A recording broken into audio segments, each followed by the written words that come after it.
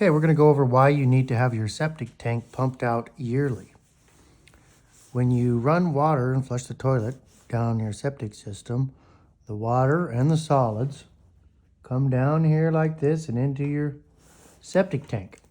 Inside your septic tank, there's a set of baffles that cause the floaters to float and the sinkers to sink. And ideally, the only thing that makes it through that tank is relatively clean water that then goes out into this leach field and percolates down through the perforated pipe into the soil where it dissipates, and the ground will take all the water that you'd produce from a normal household. So these solids that build up in here are constantly being broken down by bacteria. But what bacteria can't break down turns into a black, slimy sludge that lasts forever.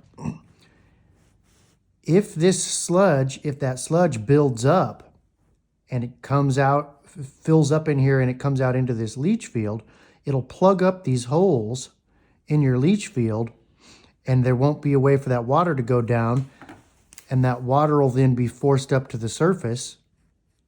You'll get water on the surface, and you'll have to dig this up and replace it. It's very expensive.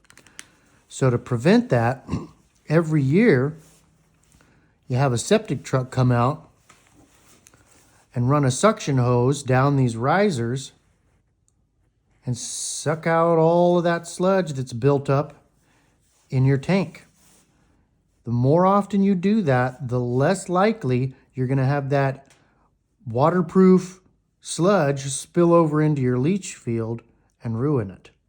So it's very cheap insurance to have your septic tank pumped out regularly.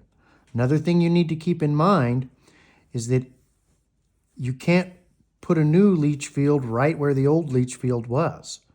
So if there's not room on your property to run a different leach field in a different direction, then you need to be extra careful to keep the solids pumped out of the tank so they don't go in there and ruin the one place where you've got room on your property for your existing leach field.